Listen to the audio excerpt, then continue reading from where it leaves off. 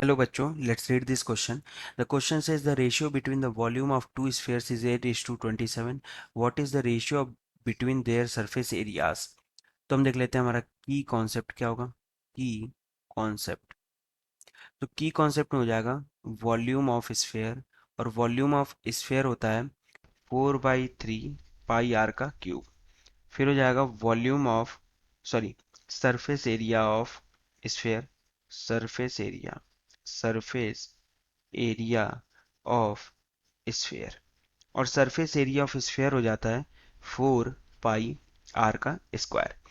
ठीक है, अब दोनों में यहाँ पर हम देखें तो वॉल्यूम का रेशियो दिया हुआ है, दो स्फेयर्स हैं, दोनों के वॉल्यूम का रेशियो दिया है, यानी मान लेते हैं एक V1 दूसरा V2 हो, तो V1/V2 हमें दिया है 8/27।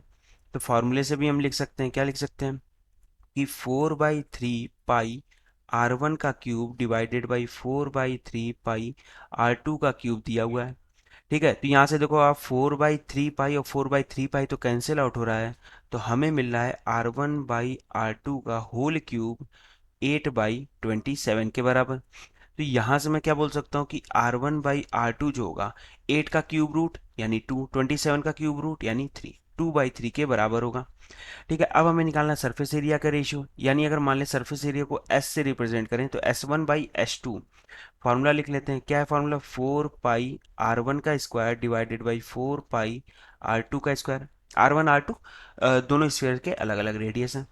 ठीक है, तो यहाँ पे क्या बन गया, ये देखो 4 पाई तो कैंसिल आउट हो गया, इसको मैं बोल सकता हूँ R1/R2 का होल स्क्वायर।